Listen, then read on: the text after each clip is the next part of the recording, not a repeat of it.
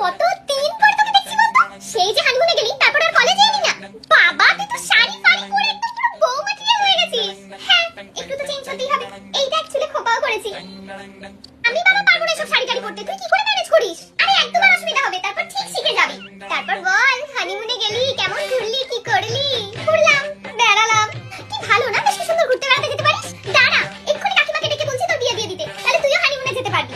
না বাবা না, তার জন্য বিয়ে করতে পারছি না। আমি ভাবছি আর কলেজ কন্টিনিউ করব না। এমনিতেও বিয়ের পরে পড়াশোনার সময় পাওয়াই যায় না।